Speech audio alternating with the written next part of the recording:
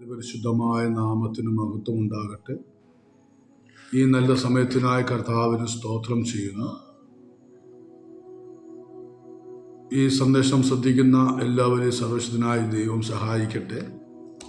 കഴിഞ്ഞ ദിവസം ചിന്തിച്ച വേദഭാഗത്തിൻ്റെ ചില ചിന്തകൾ ഇന്ന് രാത്രിയിലും ചിന്തിക്കുവാനായിട്ട് ആഗ്രഹിക്കുന്നു.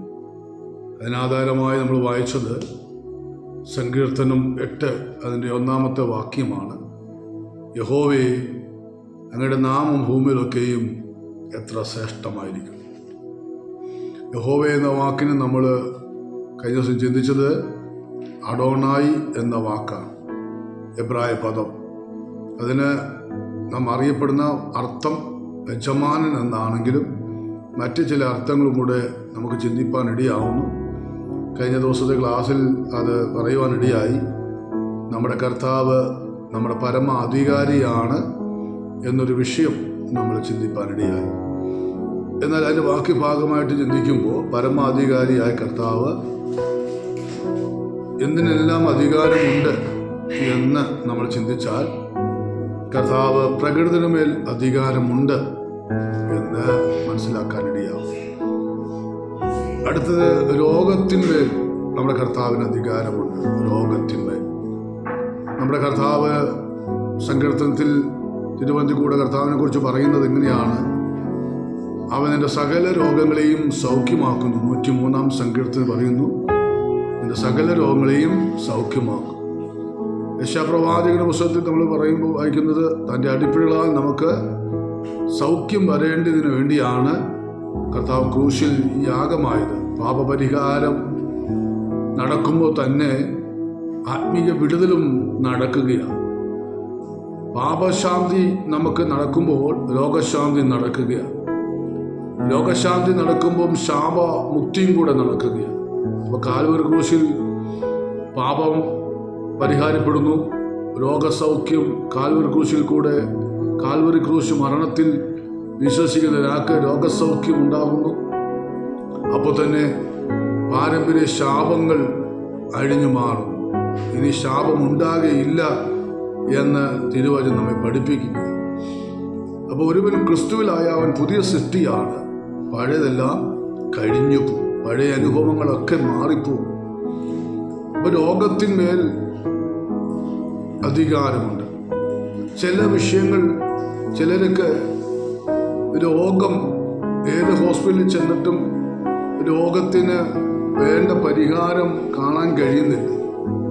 ചിലരുടെ രോഗങ്ങൾ ഒരു പൈശാചിക ശക്തി അല്ലെങ്കിൽ പൈശാചിക ബന്ധനമാണ്. ചില രോഗങ്ങൾ സൗഖ്യമാവും, എന്നാൽ ചില രോഗങ്ങൾ സൗഖ്യമാകുന്നില്ല. മാറി മാറി ട്രീറ്റ്മെൻറ്റ് ചെയ്തിട്ടും പ്രഗത്ഭരായ ഡോക്ടേഴ്സിനെ കണ്ടിട്ടും വേണ്ട നിലയിലുള്ള സൗഖ്യം കിട്ടാതെ എന്തെല്ലാം സ്കാനിങ്ങും എക്സ്റേയും ECG അങ്ങനെ എന്തെല്ലാം ടെസ്റ്റുകൾ നടത്താമോ അതെല്ലാം നടത്തിയിട്ടും ഡോക്ടർമാർ പറയുന്നു ഒരു രോഗവും കണ്ടുപിടിക്കാൻ കഴിയുന്നില്ല. അങ്ങനെ വരുമ്പോൾ സംഭവിക്കുന്നത് ശരീരത്തിൽ വരിഞ്ഞു മുറുക്കുന്ന ചില രോഗങ്ങൾ, അത് പൈശാചിക രോഗബന്ധനമായിട്ട് നമുക്ക് മനസ്സിലാക്കാൻ കഴിയും. അതിന് സൗഖ്യം കർത്താവ് തരും, നിശ്ചയമാണ്. അങ്ങനെ അലട്ടുന്ന വിഷയങ്ങൾക്ക് വചനത്തിൽ കൂടെയുള്ള വിടുതൽ നമുക്ക് കാണാൻ കഴിയുന്നുണ്ട്. കർത്താവ് പറയുന്നു, ഞാൻ സകല രോഗങ്ങളെയും സൗഖ്യമാക്കുന്ന യഹോവയാണ്. നമ്മുടെ കർത്താവ് സൗഖ്യദായകനാണ്. അതിന് ആധാരമായിട്ട് നമ്മൾ പഠിക്കുമ്പോൾ ലൂക്കോസിന്റെ സുവിശേഷം 13-ാം അധ്യായത്തിൽ ഒരു സ്ത്രീ, അവിടെ 10-ാമത്തെ വാക്യം 13-10 പറയുന്ന ഇങ്ങനെയാണ്, 18 സംവത്സരമായി ഒരു രോഗാത്മാവ് ബാധിച്ചിട്ട് ഒട്ടും നിവരുവാൻ കഴിയാതെ കൂനിയായ ഒരു സ്ത്രീ. യേശു അവളെ കണ്ടു, അവളെ വിളിച്ചു, സ്ത്രീയെ, നിന്റെ രോഗബന്ധനം അഴിഞ്ഞിരിക്കും. അപ്പോൾ ആലയത്തിൽ അവളുണ്ട്, കൂട്ടായ്മ മുടങ്ങുന്നില്ല, പക്ഷെ അവൾക്ക് വിടുതൽ നടക്കുന്നില്ല. പല മീറ്റിങ്ങുകളും അവൾ പോകുന്നുണ്ട്, പള്ളിയിൽ പോകുന്നുണ്ട്, കുടുംബ പ്രാർത്ഥനകൾ അല്ലെങ്കിൽ കൂട്ടായ്മ മുടങ്ങാറില്ല. എന്നാൽ അവിടെ വിഷയത്തിന് സൗഖ്യം കിട്ടുന്നില്ല. എന്നാൽ ഇന്ന് രാത്രി ഞാൻ ഈ സന്ദേശം കൂടെ പറയട്ടെ, കൂട്ടായ്മയ്ക്ക് പോകുന്നത് കൊണ്ടോ കൂടുവരവിൽ സംബന്ധിക്കുന്നത് കൊണ്ടോ ആരാധിക്കുന്നത് കൊണ്ടോ സൗഖ്യം കിട്ടണമെന്നില്ല. സൗഖ്യം കിട്ടണമെങ്കിൽ ആ രോഗത്തിൻ്റെ കാരണം കണ്ടുപിടിക്കണം. പല നിലയിൽ രോഗങ്ങളുണ്ടാകാം. പാപം നിമിത്തം രോഗമുണ്ടാകാം, വ്യവസ്ഥ പ്രകാരം അല്ലാതെ തിരുമേശ എടുത്താൽ രോഗമുണ്ടാകാം, പ്രകൃതിയുടെ നിയമങ്ങൾ ലംഘിച്ചാൽ രോഗമുണ്ടാകാം, ആഹാര ക്രമീകരണങ്ങൾക്ക് മാറ്റമുണ്ടായാൽ അത് രോഗമുണ്ടാകാം. അങ്ങനെ പലവിധ രോഗങ്ങൾ ഉണ്ടാകുന്നു. ആ രോഗങ്ങൾ ഒക്കെ ഏത് കാരണമാണെന്ന് കണ്ടുപിടിച്ച് അതിന് ട്രീറ്റ്മെന്റ് ചെയ്താലേ അത് പ്രയോജനമുള്ളൂ. ആ രോഗത്തിന്റെ അവസ്ഥകൾ, അത് രോഗം വരാനുണ്ടായ കാരണം എന്താണ് എന്ന് കണ്ടുപിടിച്ച് ചികിത്സിച്ചാൽ ഒത്തിരി ചികിത്സിക്കേണ്ടി വരത്തില്ല, അതിൽ പെട്ടെന്ന് പരിഹാരമുണ്ടാകും. എന്നാൽ എന്തുകൊണ്ട് ആ രോഗം വന്നേ എന്ന് കണ്ടുപിടിക്കാൻ തയ്യാറാവത്തില്ല. രോഗം മാറാൻ വേണ്ടി ചികിത്സയ്ക്ക് വേണ്ടി ഓടുകയാണ്. ഇന്ന് ഈ സന്ദേശം കേൾക്കുമ്പോൾ ഞാൻ നിങ്ങളോട് പറയട്ടെ, നമ്മുടെ കർത്താവ് ഏത് വിധത്തിലുള്ള രോഗമാണെങ്കിലും കർത്താവ് സൗഖ്യമാക്കും. ഇവിടെ ആ സഹോദരിയുടെ രോഗബന്ധനം കർത്താവ് അഴിച്ചു മാറ്റി. അവളൊരു സ്ത്രീ എന്നാണ് അവിടെ കാണാൻ കഴിയുന്നത്. അവള് അല്ലെങ്കിൽ ആ സ്ത്രീ യൗവനക്കാരത്തിയല്ല, ഒരു 50 വയസ്സെങ്കിലും കാണും. അതിനു മുമ്പ് ഒരു 18 വർഷത്തിന് മുമ്പ് മുതൽ അവളെ പല കാരണങ്ങളാൽ രോഗമാക്കി. അത് രോഗബന്ധനമായി അവളെ കൂനിയാക്കി നുവരാൻ കഴിയാത്ത വിഷയത്തിലേക്ക് അവളെ തള്ളിവിടുകയാണ്. ഒരിക്കലും വിടുതൽ കിട്ടാത്ത വിഷയം. ഇന്ന് രാത്രി ഞാനിങ്ങനെ പറയാം, വിടുതൽ കിട്ടാത്ത വിഷയത്തെ ഇന്ന് രാത്രിയിലും വിടുതൽ നൽകാൻ കഴിവുള്ള കർത്താവിൻ്റെ സാന്നിധ്യമുണ്ട്. വിശ്വസിക്കുന്നവരുടെ മേൽ അത് വിടുതലായി വെളിപ്പെട്ടു വരും. കർത്താവ് സഹായിക്കട്ടെ. അപ്പോൾ രോഗത്തിന്മേൽ എന്ത് ചെയ്തു? കർത്താവിന് അധികാരമുണ്ട്. ഇന്ന് സാത്താൻ്റെ ശക്തിയുടെ മേൽ കർത്താവിന് അധികാരമുണ്ട്.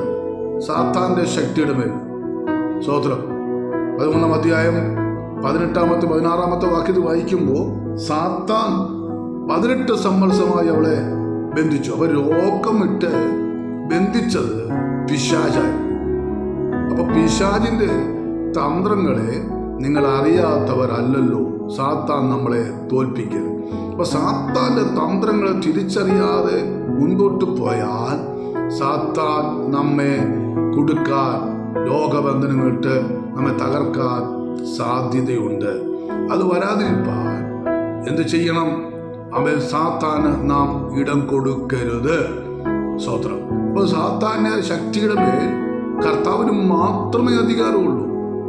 ആ അധികാരം കർത്താവ് അവിടെ വെളിപ്പെടുത്തി. അവിടെ 18 സംവത്സരമായി സാത്താൻ ബന്ധിച്ച ബന്ധനം കർത്താവ് അഴിച്ചു വിടുകയാണ്. ഒരു മകൻ, അപ്പൻ അല്ലെങ്കിൽ ഒരു പിതാവ് മകനെ കൊണ്ടുവരുന്നു.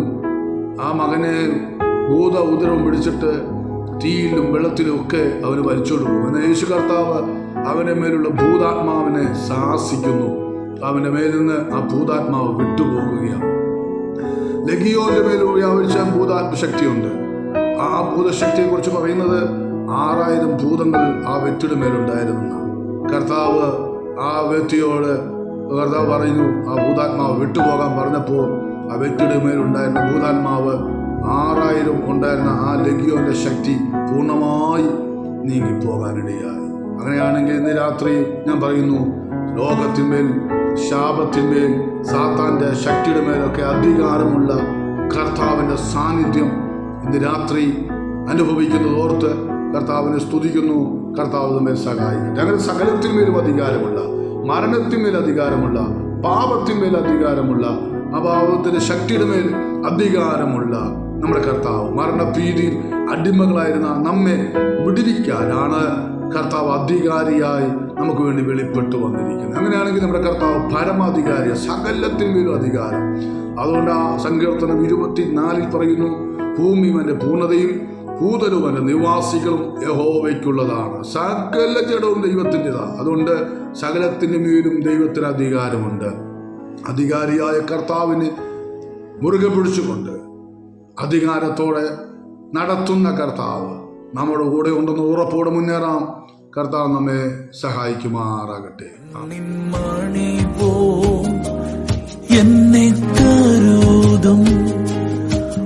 വലം കരത്തിൽ എന്നെ വഹിക്കും. തള്ളിക്കളയാതെ മാർവിൽ ചേർക്കും. സ്നേഹമാകും യേശുവേ